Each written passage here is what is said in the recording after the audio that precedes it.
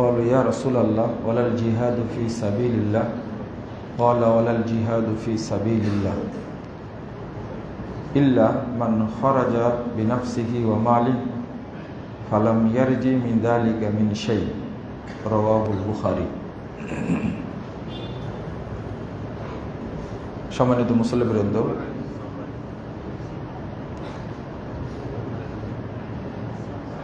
ইব্রাহিমী চেতনা এবং জিলহজ মাসের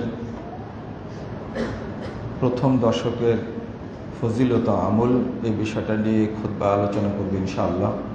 ওয়া তাওফীকি ইল্লা বিল্লাহ আলাইহি তাওয়াক্কালতু ওয়া ইলাইহি উনীব। জিলহজ মাস একটা বড় নিয়ামতের মাস। আমরা আর কিছুদিন পরেই এই মাসে পদার্পণ করব ইনশাআল্লাহ। রমজানের পরে প্রথম জিলহজের প্রথম 10টি দিন মুমিনদের জন্য, মুসলিমদের জন্য গনিমত আমল করা এবং সেখানে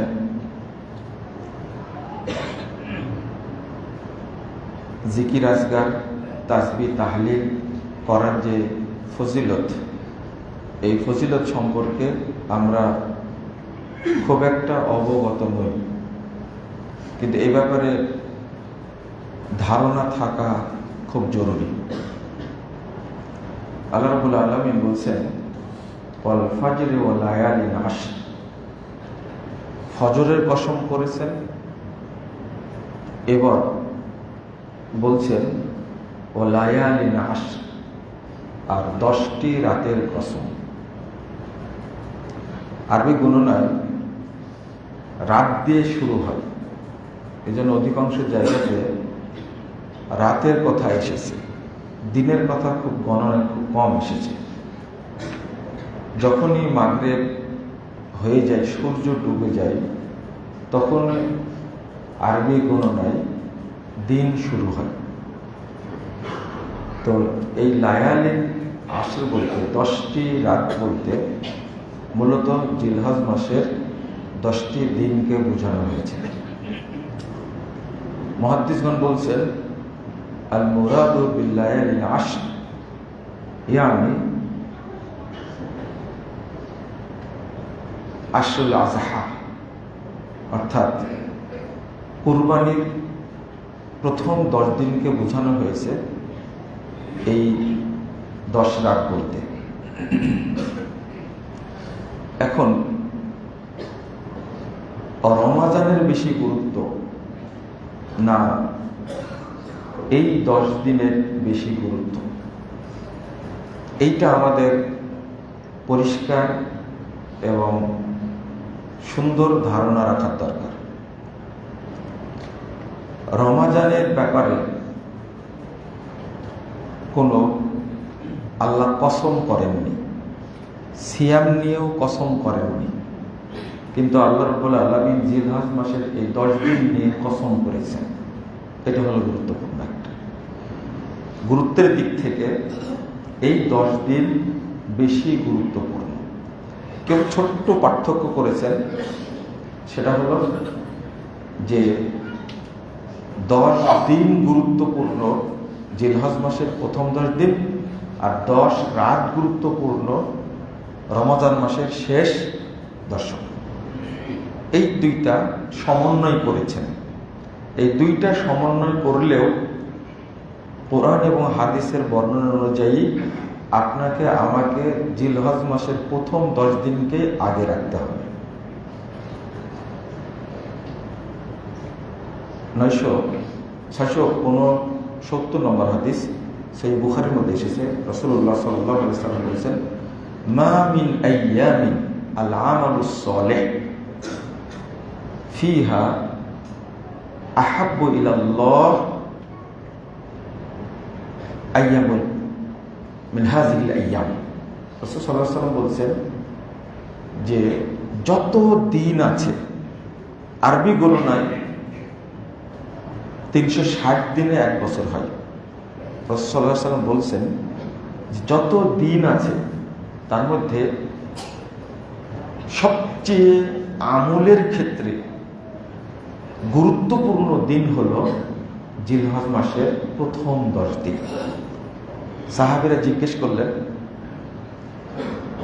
ওয়ালাল জিহাদু ফি সাবিলিল্লাহ, আল্লাহ রাসূল, যদি কেউ এই 10 দিনের বাহিরে কেউ যদি জিহাদে অংশগ্রহণ করে তবুও কি সে এই 10 দিনের চেয়ে বেশি নেকি পাবে না? রাসূল সাল্লাল্লাহু আলাইহি ওয়াসাল্লাম বলছেন, ওয়ালাল জিহাদু ফি সাবিলিল্লাহ, না, 10 দিনের বাহিরে যদি কেউ জিহাদে অংশগ্রহণ করে তবুও ওই ব্যক্তি এত নেকি পাবে না।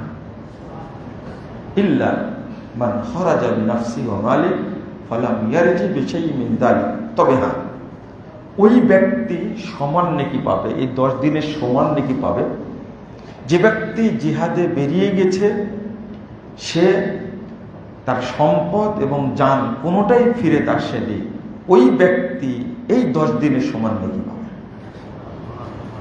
তাহলে বোঝা গেল যে একজন মানুষের জীবন কুরবান হয়ে যাওয়া, একজন মানুষের সম্পদ, অর্থাৎ সে যে জিহাদে বের হওয়ার সময় নিজের ঘোড়া বা উট নিয়ে গেছে বা নিজের সম্পদ যেটা নিয়ে গেছে কিছুই ফিরে আসেনি। আবার খেয়াল করেন, রাসূল সাল্লাল্লাহু আলাইহি ওয়াসাল্লামকে সাহাবীরা জিজ্ঞেস করলেন না ওয়ালা সিয়াম ইয়া রাসূলুল্লাহ বা ওয়ালা সাওম ইয়া রাসূলুল্লাহ, এটা জিজ্ঞেস করলেন না, জিজ্ঞেস করলেন ওয়ালাল জিহাদু ফি সাবিলিল্লাহ, মানে যত আমরা আমল করি, সালাত, সিয়াম, হজ, যাকাত, এইগুলোর মধ্যে বেশি আল্লাহর কাছে প্রিয় আমল কি? জিহাদ। এই জন্য সাহাবীরা জিজ্ঞেস করেন ওয়ালাল জিহাদু ফি সাবিলিল্লাহ। এই প্রশ্নেই প্রমাণ হয়ে যাচ্ছে যে রমাজানের চেয়েও বেশি গুরুত্বপূর্ণ আল্লাহর কাছে এই 10টা দিন। এই প্রশ্নেই প্রমাণ হয়ে যাচ্ছে। আরো হাদিস আছে, 1774 নম্বর হাদিস, দারাকুতনির মধ্যে এসেছে। রাসূল সাল্লাল্লাহু আলাইহি ওয়াসাল্লাম বলছেন, মা মিন আমালিন আসকা ইনদাল্লাহি আযজা ওয়া জাল ওয়ালা আ'যামা আজরান ইয়ামালুহু মিন আশিল আসহাব। যে যতই আমল করুক না কেন, সবচেয়ে আল্লাহর কাছে পবিত্র আমল, আর ওয়ালা আ'যামা আজরান, আর সবচেয়ে নেকিপূর্ণ আমল আল্লাহর কাছে এই কুরবানির 10 দিন। এর চেয়ে বেশি নেকিপূর্ণ আমলের দিন আর নেই। মুসনাদ আহমদ আরেকটা হাদিস এসেছে, রাসূলুল্লাহ সাল্লাল্লাহু আলাইহি ওয়াসাল্লাম বলছেন, আফজালু আইয়ামিদ দুনিয়া, অর্থাৎ বছরে যত দিন আছে তার মধ্যে আল্লাহর কাছে সবচেয়ে প্রিয় হলো আল আইয়ামুল আশর, জিলহজের 10 দিন।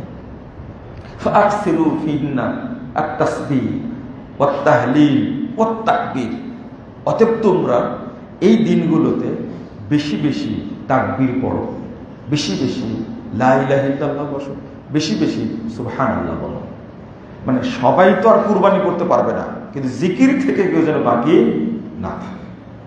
বন্ধুরা আমার, এখানে আরো গুরুত্বপূর্ণ বিষয় হলো এই 10 দিনের মধ্যে যত ইবাদত একত্রিত হয়েছে বছরে, অন্য কোনো দিনে, অন্য কোনো মাসে, অন্য কোনো সপ্তাহে, অন্য কোনো দশকে এত আমল একত্রিত হয়নি।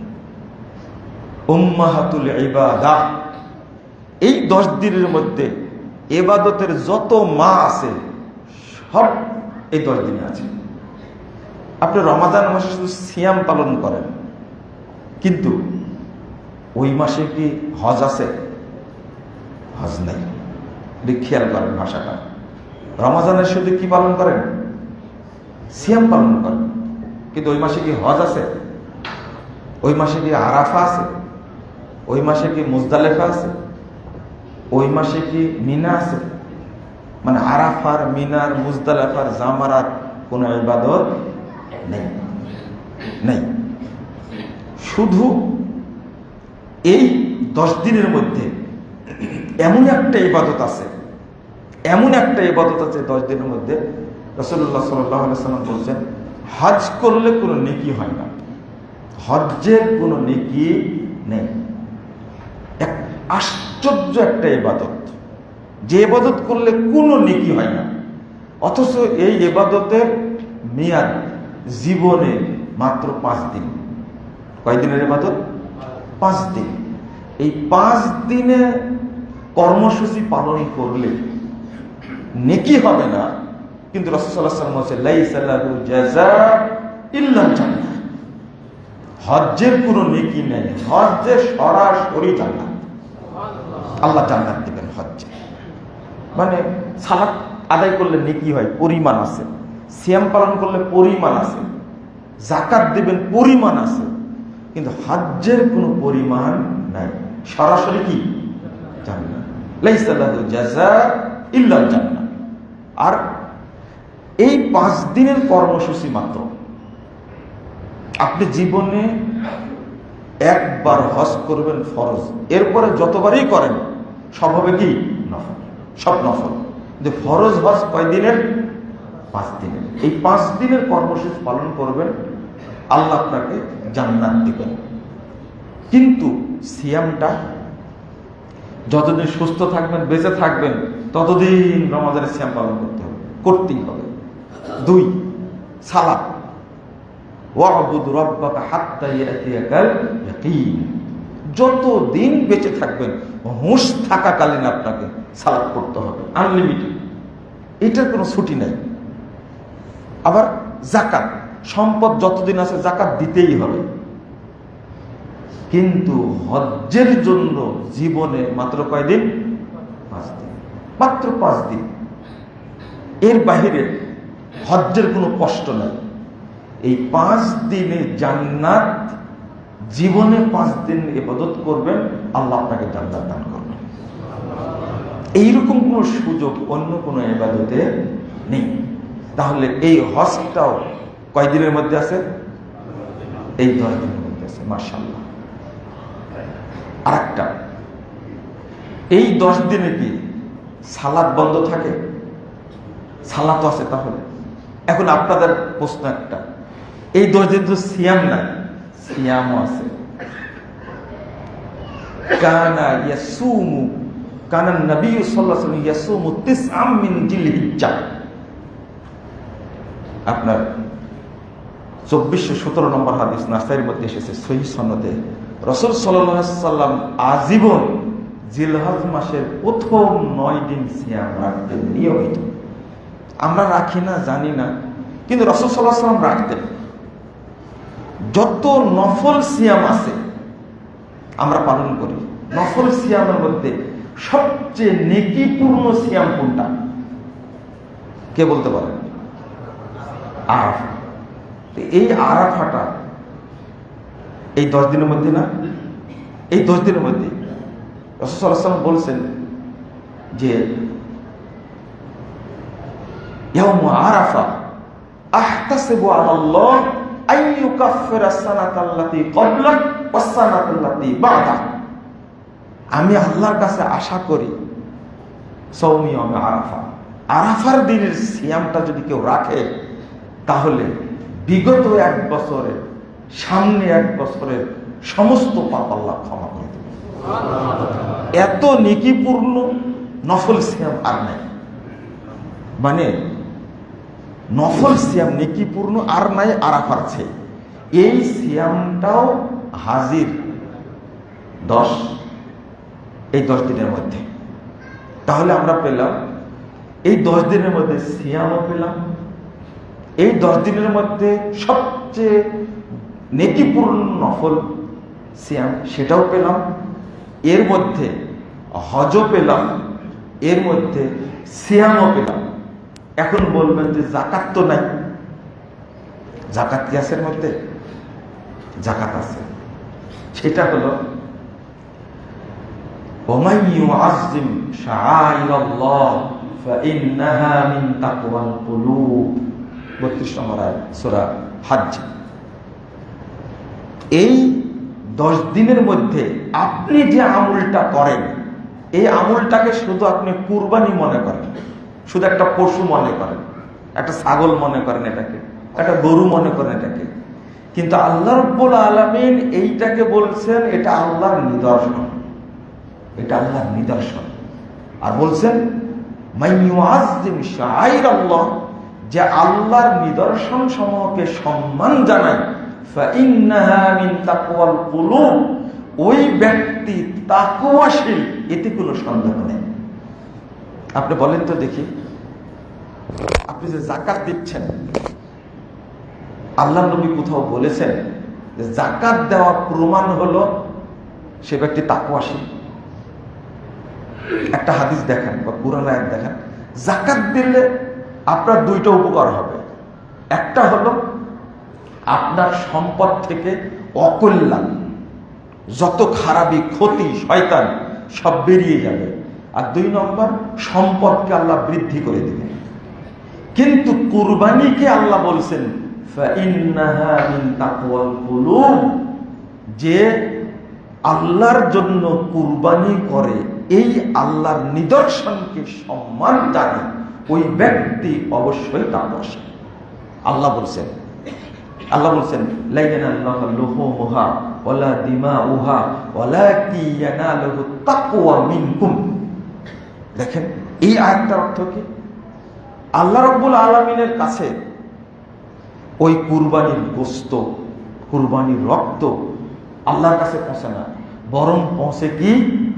তোমাদের তাকওয়া। ওয়ালাকিন ইয়ানালুহু তাকওয়া মিনকুম, তোমাদের কার কতটুকু তাকওয়া সেইটা পৌঁছে। তাহলে সবচেয়ে বড় কুরবানি কার মধ্যে? এই 10 দিনের মধ্যে। অর্থাৎ সবচেয়ে বড় সাদাকা এই 10 দিনের মধ্যে। রাসূলুল্লাহ সাল্লাল্লাহু আলাইহি ওয়াসাল্লাম বলেছেন, এই 10 দিনের মধ্যে, বলেন তো এই 10 দিনের মধ্যে কোন দিনটা বেশি উত্তম? এতক্ষণ তো বললাম 10 দিনের ফজিলত, তাই না? এখন আরো খাটো করে নিয়ে আসলাম, বুঝেন না মনে হয়, তাই না? 360 দিনের মধ্যে উত্তম দিন কোনটা? 10 দিন। কোন দিন? এই 10টা দিন। এই 10 দিনের মধ্যে উত্তম দিন কোনটা? সবাই বলবেন আরাফা, কিন্তু ভুল। সবাই বলবেন আরাফা, কিন্তু ভুল। রাসূলুল্লাহ সাল্লাল্লাহু আলাইহি ওয়াসাল্লাম বলেছেন আফজালু আইয়ামিদ দুনিয়া ইয়াউমুন নাহর ওয়া ইয়াউমুল কার। এটা আবু দাউদের হাদিস। রাসূল সাল্লাল্লাহু আলাইহি ওয়াসাল্লাম বলেছেন এই 10 দিনের মধ্যে আল্লাহর কাছে সবচেয়ে প্রিয় দিনটা হলো কুরবানির দিনটা এবং তার পরের দিনটা। এবার নেন, কুরবানির দিনটা উত্তম কেন? আপনি যে সাদাকাটা করলেন, অর্থাৎ যে কুরবানিটা করলেন, একটা পশু জবাই করলেন আপনি, এইটা আল্লাহর কাছে সবচেয়ে বড় সাদাকা, সবচেয়ে গ্রহণযোগ্য এবং সবচেয়ে নেকিপূর্ণ আমল হলো কি? এই কুরবানিটা। এই জন্য বলছেন ইয়াউমুন নাহার, আল্লাহর কাছে সবচেয়ে প্রিয় দিন হলো কুরবানির দিন। তাহলে এবার আপনারা নিজেরা বুঝে নিন যে এই দিনগুলো কত গুরুত্বপূর্ণ। এই দিনে কি করবেন আপনি? নাম্বার 1, হাদিস দ্বারা প্রমাণিত, আপনি একটানা 9 দিন সিয়াম পালন করবেন। চাইলে 2টা করেন, 5টা করেন, রাসূলুল্লাহ সাল্লাল্লাহু আলাইহি ওয়াসাল্লাম করতেন। 3, কোরআন তেলাওয়াত করেন। কোন কোন মহিলা আছে যখন এক দিনী বোন বলছেন যে এবার রমাদানে আমি কোরআন তেলাওয়াত করে শেষ করেছি 11 বার। কয়বার? পুরুষের মধ্যে এরকম কেউ আছেন নাকি আপনার? একজন বলছেন যে আমি এই জিলহজ মাসে এই 9 দিনে আমি 10ম দিনে তো কাজ করতে হয় অনেক, এই 9 দিনেই আমি 3টা কোরআন খতম দিই। একজন মানুষের মধ্যে কত উৎসাহ! তিনি জিলহজ মাসের 1ম দিনের ফজিলতটা বুঝেন, এই জন্য আমলটা করেন। আরেকটা হলো, আপনি কি চেষ্টা চালান তো দেখি, রমাজানে তো পারি না, রমাজানে 29 দিন, 30 দিন, কিন্তু এই 10টা দিনে দেখি আমরা পারি কিনা যে 10 দিন আমি এমন ট্রেনিং দেব, অর্থাৎ 10 দিনে কয় ওয়াক্ত সালাত? 50 ওয়াক্ত, তাই না? 50 ওয়াক্ত সালাত আমি একবারে তাকবীরে উলা তাহরিমা থেকে শুরু করে আমি জামাতের সাথে এই 50 ওয়াক্ত সালাত আদায় করব। দেখি পারি কিনা। পারা যাবে ইনশাআল্লাহ। অন্তত আল্লাহকে আমরা একটু দেখাবো, আল্লাহকে আল্লাহর সামনে মানে পেশ করব যে আল্লাহ, আমি এই 10 দিনে 50 ওয়াক্ত সালাত আমি জামাতের সাথে আদায় করেছি। আপনারা কি পারবে না করতে? অন্তত ইনশাআল্লাহ বলেন। বুঝেন না মনে, তাই না? এই যে ইনশাআল্লাহর কথা কেন বলছি? এই কুরবানির জন্যই ইসমাঈল আলাইহিস সালাতু ওয়াস সালাম কি বলেছিলেন? ইনশাআল্লাহ সাতাজিদুনি ইনশাআল্লাহু মিনাস সাবিরিন বলেছিলেন এটা। আর এই ইনশাআল্লাহর বরকত কেমন হলো? সুবহানাল্লাহি ওয়া বিহামদিহি। এই ইনশাআল্লাহর বরকত কেমন হলো? হাজার হাজার বছর যাবত চলে আসছে, 5000 বছর, 5500 বছর চলে আসছে। এই যে মক্কা কাবা তওয়াফ করা, আরাফার মাঠে যাওয়া, মিনায় যাওয়া, মুজদালিফায় যাওয়া, জামারে গিয়ে পাথর মারা, ইনশাআল্লাহ বরকত দেখছেন? আপনি অন্তত একবার ইনশাআল্লাহ বলেন, আল্লাহ এমন বরকত দিবেন আপনি সারা বছরে ইনশাআল্লাহ বরকতে চলবেন। ইনশাআল্লাহ এটা হলো ইনশাআল্লাহ পাওয়া, ইনশাআল্লাহর বরকত। আর যদি না বলেন, একজন নবী, বিজ্ঞ নবী, একজন জ্ঞানীদের একজন নবী সুলাইমান আলাইহিস সালাতু ওয়াস সালাম শুধু বলেননি ইনশাআল্লাহ, তাই কি করেছিলেন? আমার 100 স্ত্রী আছে, এক রাত্রিতে আমি 100 স্ত্রীর সাথে মিলন করে 100 জন অন্তত মুজাহিদ তৈরি হবে। কিন্তু ইনশাআল্লাহ বলেন। কয়টা হয়েছিল? কয়টা হয়েছিল? 100টার মধ্যে কয়টা হয়েছিল জানেন আপনারা? একটা হয়েছিল, তাও কি প্রতিবন্ধী। শুধু একজন নবী ইনশাআল্লাহ বলেননি, তাই শিক্ষা দিয়ে দিয়েছেন। খেয়াল করছেন আপনারা? আমরা এই 10 দিনে চেষ্টা করব 5 ওয়াক্ত সালাত একবারে তাকবীরে তাহরিমা সহ জামাতের সাথে পড়া ইনশাআল্লাহ। আল্লাহ তুমি আমাদের কবুল করো, আমিন। এইটা করলে কিন্তু কুরবানি করার জন্য টাকা দেওয়া লাগবে না, তাই না? লাগবে কি? টাকা লাগবে না এটাতে, শুধু মসজিদে আসলেই হলো। আপনি জামাতে সালাত আদায় করবেন। আবার এটার জন্য আপনাকে ওই সিয়াম রাখা শর্ত এটাও না। অনেক মসজিদে এই 10 দিন ইফতারের ব্যবস্থা করে, আর মসজিদে হারামে, নববীতে, কিবলাতাইনে, কুবাতে তো করেই। এই 10 দিন শুধু না, প্রতি সোমবার বৃহস্পতিবারে বাংলাদেশেও কোনো মসজিদ শুরু হয়েছে, সোমবার বৃহস্পতিবারে মাগরিবে কি দেয়? ইফতার দেয়। যারা সিয়াম রাখছে তারা এখানে এসে ইফতার করবে। এই 10 দিন আপনি চেষ্টা করেন, আমি সিয়ামটাও রাখবো। শেষে ছোট্ট একটা আমলের কথা বলছি, তাও যদি না পারেন, এই 10 দিন যদি বাপ মা মারা যায় তাদের জন্য সাদাকা করবেন। আর বাপ মা যদি বেঁচে থাকে, আপনার আব্বা আম্মা কোন জিনিসটা খেতে পছন্দ করে ওই জিনিসটা আব্বা আম্মাকে দিবেন, যে এইটা আপনার জন্য সবচেয়ে বড় আমল হবে ইনশাআল্লাহ। তাহলে কয়টা আমল বললাম মনে থাকবে? সব ভুলে যাবেন আপনারা। 1 নম্বর সিয়াম পালন করবেন, 2 নম্বর কোরআন তেলাওয়াত করবেন, 3 নম্বর কি করবেন? জামাতের সাথে সালাত আদায় করার ট্রেনিং একটা দেখি পারি কিনা, মাত্র 10 দিন। 4 নম্বরটা বললাম কি, যদি পিতামাতা মারা যায় তাদের জন্য কি করবেন? সাদাকা করবেন। অনেকেই এখানে মাসালাটা বলে দিই, অনেকেই পিতামাতার নামে কুরবানি করতে চায়, মারা গেছে তাদের নামে কুরবানি করতে চায়। এটা কিন্তু সুন্নাহ না, এটা ঠিক না। বরং আপনি ওই দিনের মধ্যে যে টাকা দিয়ে আপনি কুরবানি করতেন, ওই টাকাটা আপনি কোনো দরিদ্র ব্যক্তিকে দান করেন, সে ওই টাকা দিয়ে কুরবানি দেবে। বুঝেন না মনে হয়, তাই না? আর মৃত ব্যক্তির জন্য যেটা করা হয় সেটা তো সবার মাঝে বন্টন করে খাওয়া যায় কি না। দরিদ্র মানুষকে দিবেন, একটা ইতিমখানায় দিবেন। আপনার গ্রামে অনেক অসহায় ব্যক্তি আছে, আপনি তাকে টাকা দিলেন যে আমি এই টাকাটা আমার আব্বার নামে কি করে দিলাম। এখন ওই ব্যক্তি টাকা দিয়ে কুরবানিও দিতে পারে, অথবা সেই টাকা দিয়ে একটা ঘরও তুলতে পারে, কিন্তু জমা হলো কার জন্য? আপনার আব্বা আম্মার জন্য জমা হলো। কারণ মাইয়েদের নামে কুরবানি করা সহিহ হাদিস দ্বারা প্রমাণিত নয়। আরেকটা জিনিস এখানে আমরা করে থাকি, সেটা হলো কুরবানি এবং আকিকা দুইটা একসঙ্গে মেরে দিই। মানে 5 ছেলে আছে, আর 5 ছেলের মেয়ের আকিকা, আর সাথে কি কুরবানি। আকিকা এবং কুরবানি একসঙ্গে যদি কেউ করে তাহলে আকিকাও বাতিল হয়ে যাবে, কুরবানিও বাতিল হয়ে যাবে। কারণ এটা বেদাত। এটা কি বেদাত? আকিকা কুরবানি এক নিয়াতে চলে না। কারণ আকিকা আর কুরবানির ইবাদত দুইটা ভিন্ন ইবাদত। আকিকাটা যার সামর্থ্য আছে তার জন্য আবশ্যক, কুরবানি তো ওয়াজিব না, কুরবানি সুন্নাহ।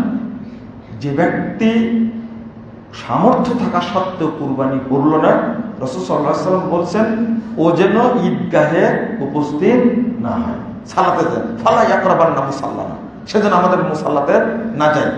এটা কুরবানিকে খুব গুরুত্ব দেওয়া হয়েছে, কিন্তু আকিকাকে কি করা হয়েছে? আবশ্যক করা হয়েছে। আকিকা খুব গুরুত্বপূর্ণ। তো দুইটা ইবাদতকে আপনি এক করলেন কেন? আচ্ছা, রমাজানের সিয়াম ছুটে গেছে, তাহলে আপনি যদি ওইটা নিয়াত করেন যে আমি ওইটা সোমবার বৃহস্পতির সাথে মিলায় রাখবো, চলবে? হ্যাঁ, আপনি মনে করছেন দুইটাই হয়ে গেল, ফরজ ফরজের জায়গায়, সুন্নাত সুন্নাতের জায়গায়।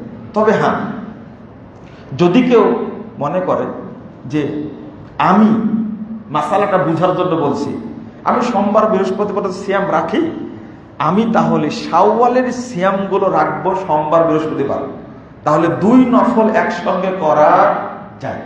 কথা বোঝা গেছে?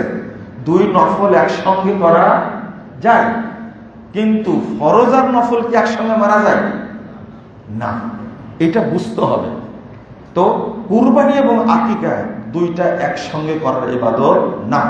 কুরবানি আলাদা করবেন, আকিকা আলাদা করবেন। এই মাসআলাটা কি বলে যে এই কুরবানি জিলহজ মাসের অনেক মাসালা, এই মাসালা সম্পর্কে অনেকেই আমরা জানি না। আমরা কুরবানি করব, যাদের সামর্থ্য আছে তারা কুরবানি করবে ইনশাল্লাহ। তবে এই কুরবানি যেন অবশ্যই মানুষকে দেখানোর জন্য না হয়। কার জন্য হবে? সবচেয়ে ভালো কুরবানিটা আপনি করবেন, তাহলে কি হবে? তাহলে প্রমাণ হলো আল্লাহর নিদর্শনকে আপনি সম্মান জানিয়েছেন। সবচেয়ে ভালো কুরবানিটি করেছেন কাকে সন্তুষ্ট করার জন্য? আল্লাহকে সন্তুষ্ট করানোর জন্য। তাহলে আল্লাহ আপনাকে এই ক্ষেত্রে সবচেয়ে বেশি নেকি দান করবেন। খেয়াল রাখতে হবে, এটা আল্লাহর নিদর্শন। আল্লাহর নিদর্শন কি? যেমন কাবা আল্লাহর নিদর্শন, আরাফার ময়দান আল্লাহর নিদর্শন, জমজম আল্লাহর নিদর্শন, মাকাম ইব্রাহিম আল্লাহর নিদর্শন, সাফা মারওয়া আল্লাহর নিদর্শন, মুজদালেফা আল্লাহর নিদর্শন, কোরআন আল্লাহর নিদর্শন। আমি কি বুঝাতে পারলাম? কোরআনটা আল্লাহর নিদর্শন। এখানে একটা ছোট্ট মাসালা হলো, আপনি কোরআনের আয়াত বা আজান দিয়ে মোবাইলের রিংটোন দিতে পারবেন না, এটা হারাম। এটা হারাম।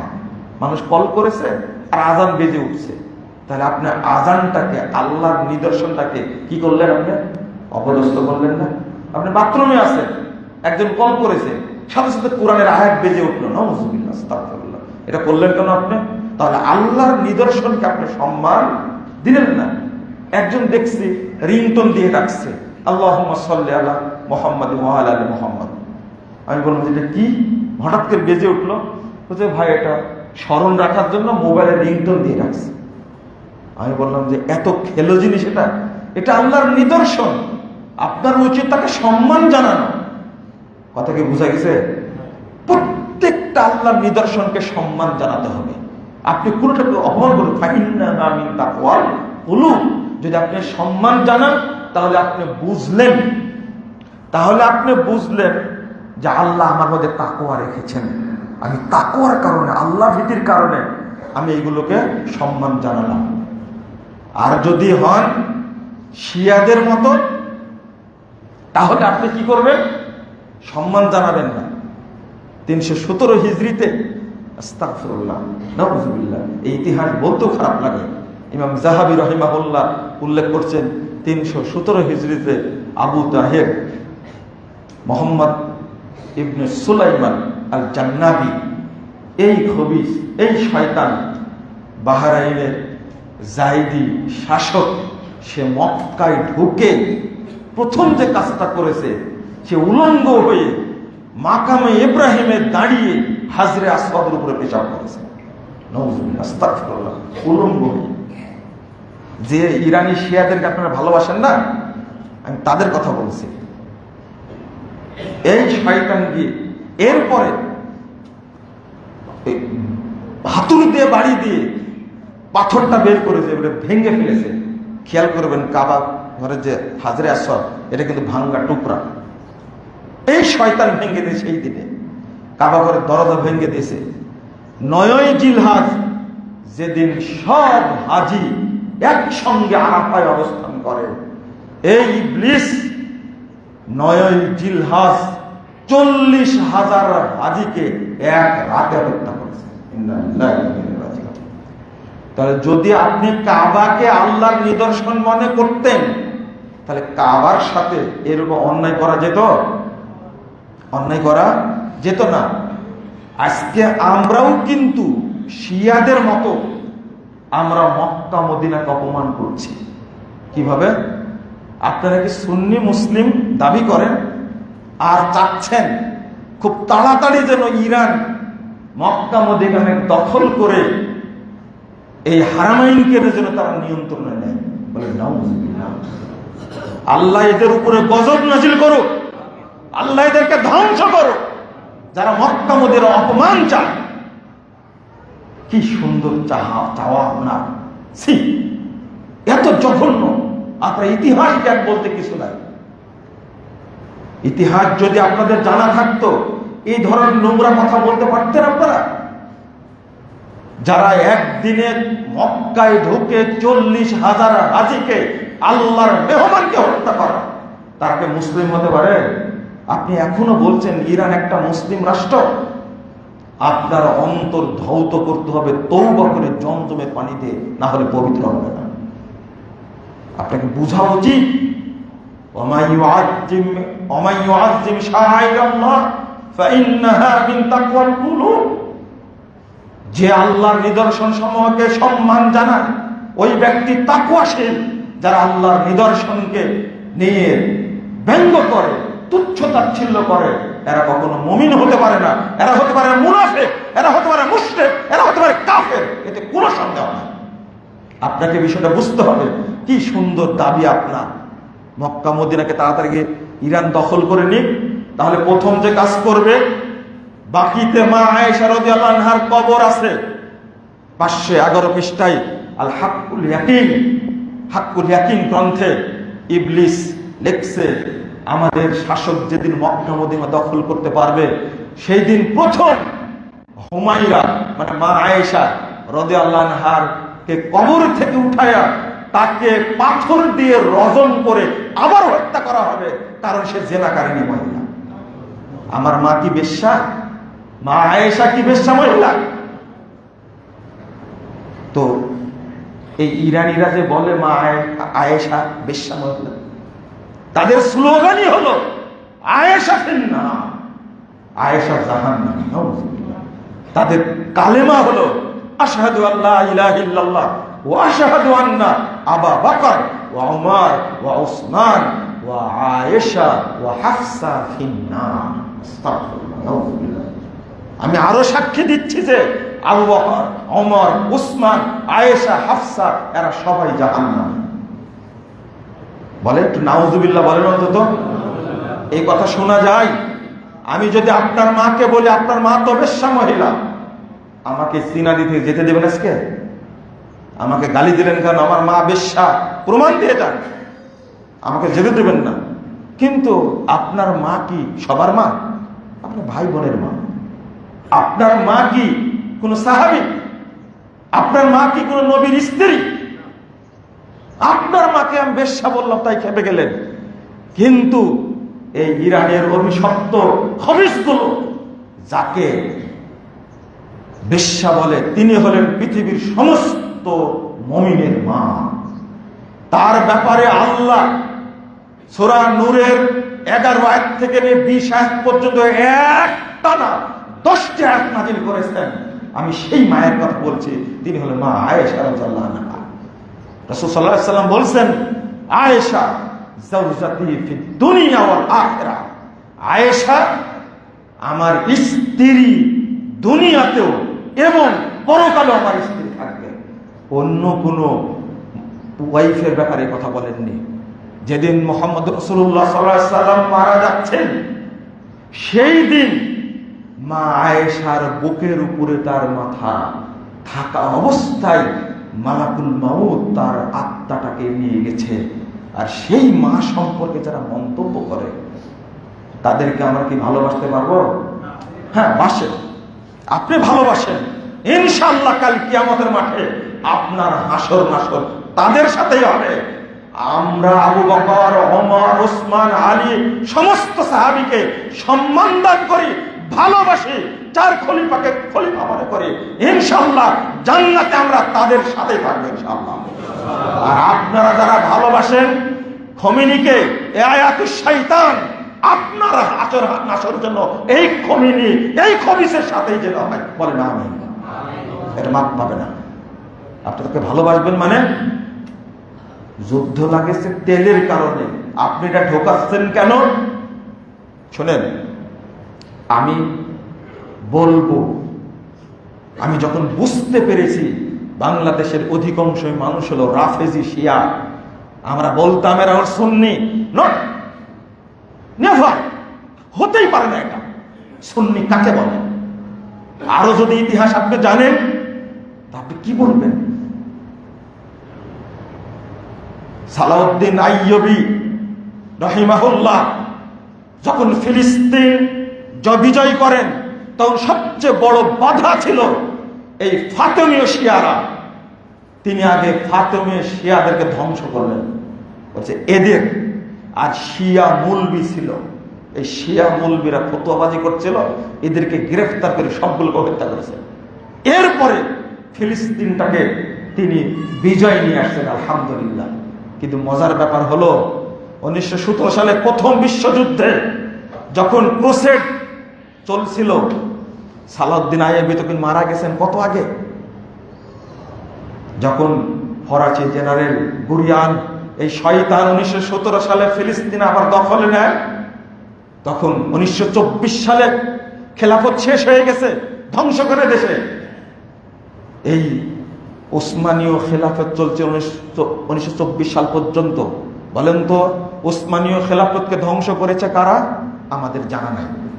আব্বাসীয় খেলাফত 850 বছরে প্রচলিত খেলাফতকে ধ্বংস করলো কারা? আমাদের ইতিহাস জানা নাই। কোরআন হাদিস বলতে গেলে ইতিহাস বলা যায় না, আর ইতিহাস সবাই বলে না। 1800 সেই খেয়াল করুন 750 হিজরিতে শুরু হয়েছে, 1258 হিজরিতে এসে ওইদিকে খ্রিস্টাব্দে এসে আব্বাসীয় খেলাফতটা ধ্বংস করলো। কারা ধ্বংস করলো? এত বছরের খেলাফত চেঙ্গিস খানের ছেলে হালাকু খাকে ডেকে নিয়ে আসলো। সেটাকে এই রাফেজি মন্ত্রী ইবনুল আল-কামি, এই শয়তান ডেকে নিয়ে আসলো এদেরকে। 29 জানুয়ারি থেকে নিয়ে 13 ফেব্রুয়ারি পর্যন্ত এই হালাকু খা রক্ত পিপাসু বাগদাদে অবস্থান করেছে। তার প্রথম 3 দিনে বাগদাদের ভিতরে 25 লক্ষ মানুষের মধ্যে 18 লক্ষ মানুষকে ও 3 দিনে হত্যা করে। সে অবস্থান করেছিল 13ই ফেব্রুয়ারি পর্যন্ত এই এই দিনগুলোতে মোট প্রায় 38 থেকে 40 লক্ষ মানুষকে হত্যা করে। সর্বশেষ খলিফা মুহারিবকে হত্যা করে। লা হাওলা ওয়ালা কুওয়াতা ইল্লা বিল্লাহ। আমি আপনাকে কিভাবে বুঝালে আপনি বুঝবেন? তাহলে ধ্বংস করলো উমাইয়া খেলাফতকে, ধ্বংস করলো শিয়ারা, আব্বাসীয় খেলাফতকে ধ্বংস করলো শিয়ারা, এবং উসমানীয় খেলাফত 1924 সাল পর্যন্ত ছিল তুরস্কে, সেটাও ধ্বংস করলো। ইতিহাসগুলো আপনারা জানবেন না? ও, ইরানে আমেরিকা বোমা মারছে। আমেরিকা মধ্যপ্রাচ্যে আসলো কি করে? কি করে আসলো মধ্যপ্রাচ্যে? আসলো কি করে? উত্তর কি আছে আপনার জানা? ও, যখন 1989 থেকে নিয়ে 79 থেকে নিয়ে 91 পর্যন্ত যখন আফগানিস্তানে পুতিন আর এক রক্ত পিপাসু, কারণ পুতিনের ওই যুগে হলো চেঙ্গিস খান, আর বর্তমান যুগে ছিল এই পুতিন, এই এক চেঙ্গিস খান, এই আর এক হালাকুহা। আফগানিস্তানে 25 লক্ষ মানুষকে হত্যা করেছে। আজকে ইরানের সাথে সবচেয়ে ভালো সম্পর্ক কার বলে তো? কার বলে? জোরে বলেন। পুতিনের না? রাশিয়ার সবচেয়ে ভালো সম্পর্ক না?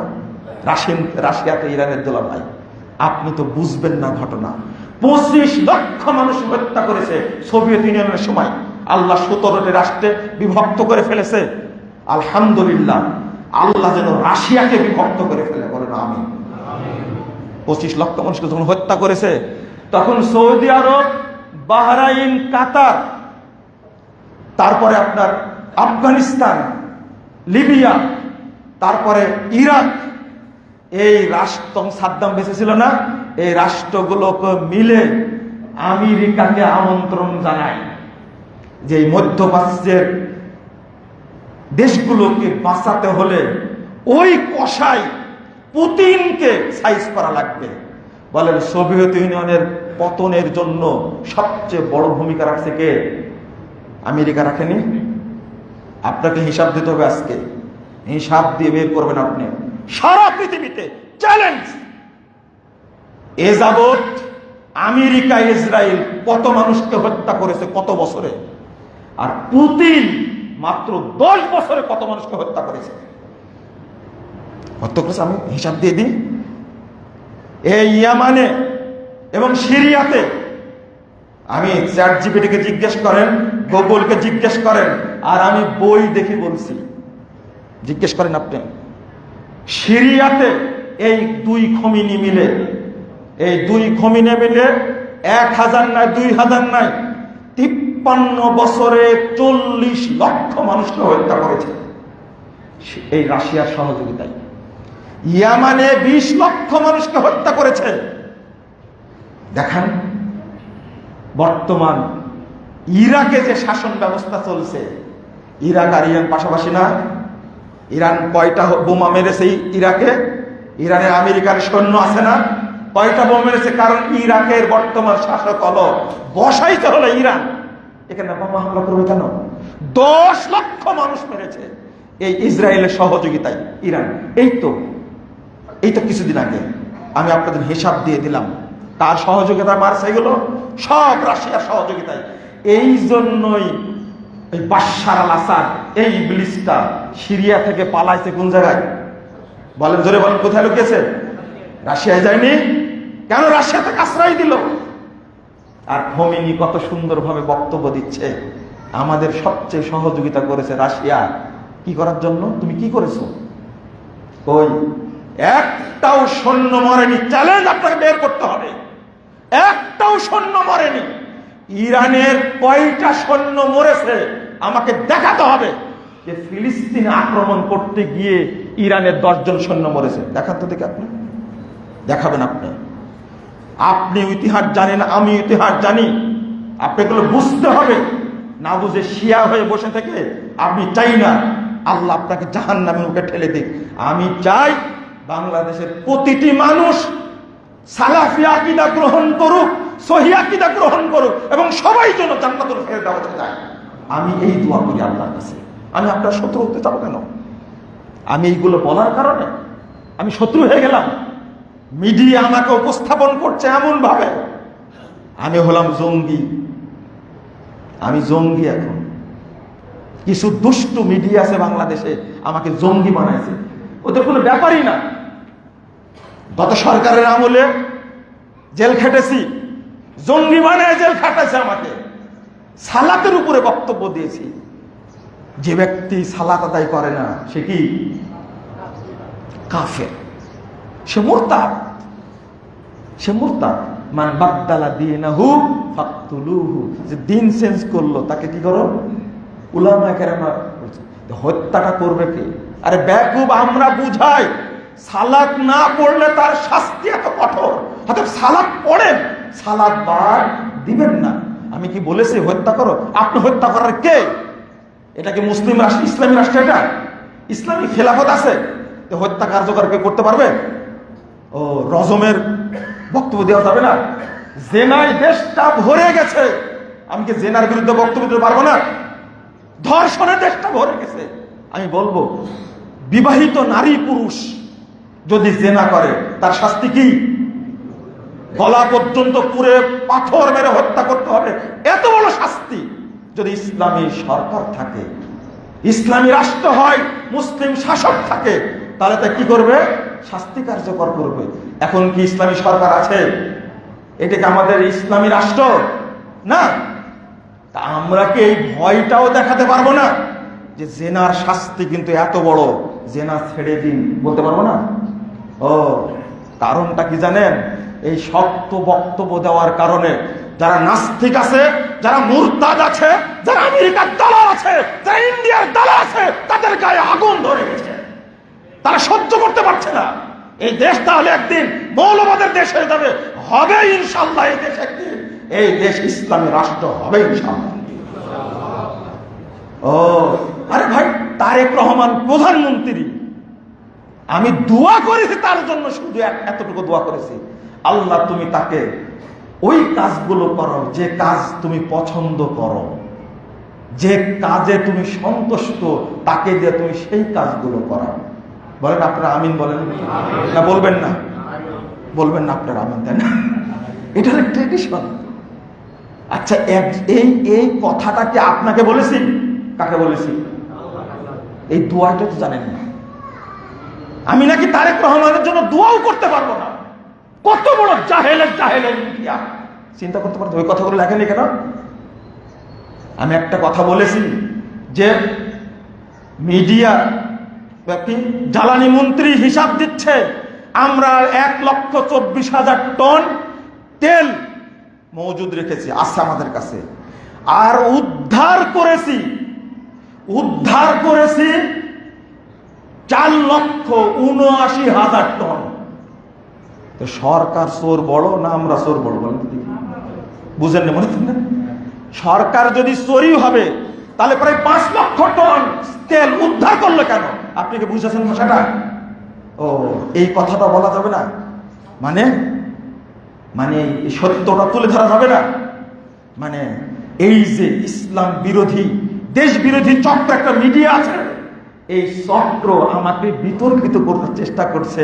মুজাফফর হলো জঙ্গি, আমার জিএমবি পরিচয় বহি আগের। আমি এটাকে পরোয়া করি না, আলহামদুলিল্লাহ পরোয়া করি না। আপনি কি করবেন? আমার আল্লাহর সিদ্ধান্ত ছাড়া কোনো সিদ্ধান্ত হয় না। আগে বুঝতে হবে। আমি আগেই বলেছি, আমার বক্তব্য বুঝতে হলে 10 বছর সময় লাগবে আপনার। আপনি তো গণ্ডমূর্খ, আপনি জাহেল, আপনি ইসলামকে ঘৃণা করেন। আপনার ভিতরে আমার বক্তব্য ঢুকবে? অসম্ভব। আপনার অন্তরটা হলো ইবলিস শয়তানের আড্ডাখানা, ফ্যাক্টরি, ইন্ডাস্ট্রি। আমার বক্তব্য ঢুকবে কি করে? আগে তওবা করেন, সালাত আদায় করা শুরু করেন, ইসলামকে ভালোবাসা শুরু করবেন, দেখবেন আমার বক্তব্য বুঝবেন ইনশাআল্লাহ।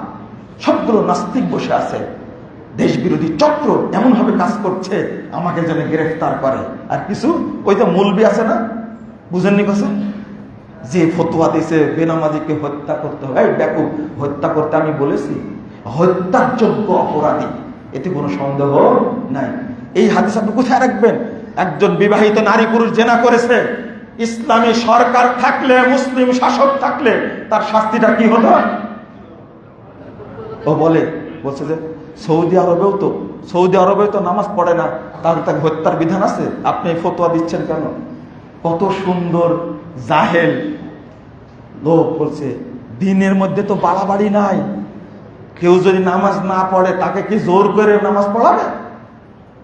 কি লা ইকরাহা ফিদ্দিন? আরে মুথুক মুফাসসির, তুমি জাহেল মানুষ, আরবি বুঝো না, দিন বুঝো না, নামাজ পড়ো না, তুমি লা ইকরাহা ফিদ্দিনের কি বুঝো? বুঝেননি কথা? আয়াত একটা, লাকুম দীনুকুম ওয়ালিয়া দীন, রাওয়াহুল বুখারী। বুঝেননি? এটা কুরআনের আয়াত, আর জাহেল বলছে কি? আরে আমার সামনে বলছে যে বুখারীর হাদিস জানেন না, লাকুম দীনুকুম ওয়ালিয়া দীন। এটা যে কুরআনের আয়াত, এই জাহেল সেটাও জানে না। আর জাহেলরা আলেমদের মুখের বক্তব্য নিয়ে অপব্যাখ্যা করে। জাহেলে আর বাংলাদেশ চলবে না ভবিষ্যতে ইনশাআল্লাহ। এদেশ মুসলিমরা বসবাস করে, মুসলিমরা আকীদা চেঞ্জ করবে। এদেশে যেমন মাজার পূজা চলবে না, কবর পূজা চলবে না, তেমনি বিদেশিদের বস্তাপতা সংস্কৃতি, কোন মতবাদ দর্শনও এই দেশে চলবে না। এই দেশ একদিন তাওহীদের দেশ হবে ইনশাআল্লাহ। ইনশাআল্লাহ আল্লাহর কাছে দোয়া করি, আল্লাহ তুমি আমাদের দেশটাকে তাওহীদের দেশ হিসেবে কবুল করে নাও। আল্লাহ তুমি এই দেশটাকে নিরাপদ দেশ হিসেবে কবুল করে নাও। আল্লাহ তোমার কাছে দোয়া করি, আল্লাহ তুমি এই দেশটাকে সন্ত্রাস মুক্ত, জঙ্গিবাদ মুক্ত, মাদক মুক্ত, দুর্নীতি মুক্ত দেশ হিসাবে কবুল করো। আমিন। কেন তোমরা দুর্নীতির বিরুদ্ধে লিখতে পারো না কেন? যারা দুর্নীতি করে তোমরাই তো, তাই না? এই জন্য লিখবা না। গোটা দেশটা দুর্নীতি ভরে গেছে না? এটা দুর্নীতির একটা সর্বরাজ্য পরিণত হয়েছে। এটা দুর্নীতির বিরুদ্ধে লেখো না কেন? লেখো দুর্নীতির বিরুদ্ধে, যে বাংলাদেশে কোনো দুর্নীতি থাকবে না। আল্লাহ তুমি এই দেশটাকে দুর্নীতি মুক্ত দেশ হিসেবে কবুল করো। আল্লাহ তুমি এই দেশটাকে নিরাপদ দেশ হিসেবে কবুল করো। আমিন। বন্ধুরা আমার, আমি কথাগুলো বললাম, ওই দিক হট করে চলে গেছি। আর প্রেক্ষাপট এখন এইটা, আপনাদের কিছু ঠান্ডা মাথায় বুঝতেও হবে। সঠিক যদি বুঝতে পারবেন, সেদিন আক্ষেপ করবেন যে আসলে আমরা বুঝিনি, আসলে বুঝিনি। ইতিহাস থেকে শিক্ষা নিতে হবে। আল্লাহ রাব্বুল আলামিন যেন মুসলিম উম্মাকে হেফাজত করেন। দোয়া করবেন আল্লাহ যেন হারামাইনকে হেফাজত করেন। আহারে 450 হিজরি থেকে নিয়ে 1343 হিজরি পর্যন্ত প্রায় 893 বছর এই মক্কাতে 5 মুসাল্লা ছিল। কয় মুসাল্লা? 5 মুসাল্লা ছিল। মালিক সৌদ, সৌদি আরবের প্রতিষ্ঠাতা, তিনি 5 মুসাল্লাকে ভেঙে দিয়ে মুহাম্মাদি মুসাল্লা সাল্লাল্লাহু আলাইহি ওয়াসাল্লামের মুসাল্লা প্রতিষ্ঠা করেছেন। পৃথিবীর সমস্ত মুসলিম এক ইমামের পিছনে সালাত আদায় করে। আলহামদুলিল্লাহ। কি এটা থাক আপনারা চান না? কি সুন্দর একটা ব্যবস্থা করে দিয়েছেন। আর নতুন করে সুলতানি শুরু হয়েছে, আমেরিকা যেন দখল করে, এটা যেন শিয়ারা দখল করে। এই স্বপ্ন কোনোদিন বাস্তবায়িত হবে না ইনশাআল্লাহ।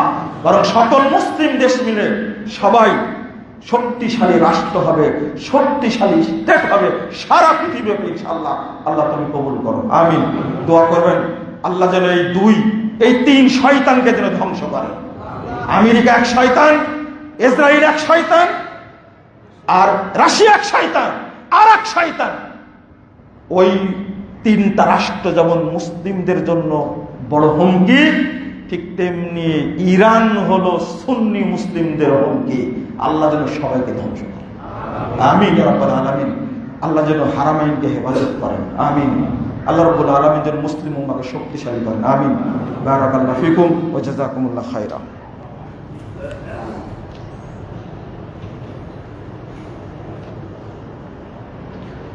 আলহামদুলিল্লাহি ওয়াহদা ওয়াসসালাতু ওয়াসসালামু আলা মান লা নাবিয়্যা বা'দা। আল্লাহুম্মা সাল্লি আলা মুহাম্মাদ ওয়া আলা আলি মুহাম্মাদ কামা সাল্লাইতা আলা ইব্রাহিম ওয়া আলা আলি ইব্রাহিম ইন্নাকা হামিদুম মাজিদ। আল্লাহুম্মা বারিক আলা মুহাম্মাদ ওয়া আলা আলি মুহাম্মাদ কামা বারাকতা আলা ইব্রাহিম ওয়া আলা আলি ইব্রাহিম ইন্নাকা হামিদুম মাজিদ। সম্মানিত মুসল্লিবৃন্দ, এক বোন আপনাদেরই আমাকে মেসেজ দিয়ে দোয়া চেয়েছেন, আরেক ভাই দোয়া চেয়েছেন, অসুস্থ। আমরা দোয়া করি আল্লাহ রাব্বুল আলামিন যেন তাদেরকে সুস্থতা দান করেন। আমিন। পাশাপাশি আমরাও যারা অসুস্থ আছি, বিপদে আছি, আল্লাহ তুমি আমাদেরকেও বিপদ থেকে উদ্ধার করো, সুস্থতা দান করো। আমিন ইয়া রাব্বাল আলামিন। পাশাপাশি একটা ঘোষণা, আগামীকালকে মোড়লপাড়া জমিয়ত আহলে হাদিস উদ্যোগে প্রোগ্রাম আছে বাদ মাগরিব। আপনারা সেখানে উপস্থিত থাকবেন ইনশাআল্লাহ। আমিও থাকবো ইনশাল্লাহ, দাওয়াত দিচ্ছি আপনাদেরকে। পাশাপাশি একটা ছোট্ট মেসেজ দিচ্ছি, যেটা জমিয়তে আহলে হাদিস বহু কার্যক্রম পরিচালনা করে। অন্তত আপনারা বেরায়েত শাখা যেটা আছে এলাকায়, এই এলাকায় আপনারা দাওয়াতি কাজে নিজেরা উপস্থিত থাকবেন এবং আর্থিকভাবে সবাইকে সহযোগিতা করবেন ইনশাআল্লাহ। এই দাবি থাকলো আপনাদের কাছে। আশা করি আপনারা আমার কথাটা গুরুত্ব দিবেন এবং সবাই উদ্যোগী হবেন ইনশাআল্লাহ। আল্লাহ তৌফিক দান করুন, আমিন। اللهم اغفر لنا وللمؤمنين والمؤمنات والمسلمين والمسلمات والأحياء منهم والأموات. اللهم أعز الإسلام والمسلمين، اللهم أعز الإسلام والمسلمين وأذل الشرك والمشركين. اللهم أنجِ المستضعفين من المؤمنين في كل مكان، اللهم أنجِ المستضعفين من المؤمنين في كل مكان. اللهم انصر إخوان المسلمين في فلسطين وكشمير وسوريا يا رب العالمين. اللهم احفظ المسجد الأقصى يا رب العالمين، اللهم احفظ المسجد الأقصى يا رب العالمين. اللهم احفظ المجاهدين والمرابطين في كل مكان. اللهم احفظ بلاد المسلمين يا حي يا قيوم برحمتك نستغيث. اللهم انصر من نصر دين محمد صلى الله عليه وسلم واجعلنا منهم، واخذل من خذل دين محمد صلى الله عليه وسلم ولا تجعلنا منهم. اللهم عن الكفرة والفجرة والمبتدعة واليهود والنصارى والمشركين. اللهم شقق شملهم ومزق جمعهم وخرب بنيانهم ودمر ديارهم وانزل بهم بأسك الذي لا ترده عن القوم المجرمين. اللهم اشدد وطأتك على اليهود والنصارى والمشركين. اللهم اشدد وطأتك على اليهود والنصارى والمشركين. اللهم اشدد وطأتك على القوم المجرمين والمفسدين يا قوي يا عزيز. اللهم إنا نستعينك ونستغفرك ونتوب إليك ونثني عليك الخير. اللهم إياك نعبد ولك نصلي، نرجو رحمتك ونخشى عذابك، إن عذابك الجد بالكافرين ملحق. ربنا آتنا في الدنيا حسنة وفي الآخرة حسنة وقنا عذاب النار. ربنا تقبل منا إنك أنت السميع العليم وتب علينا إنك أنت التواب الرحيم. وصلى الله على النبي.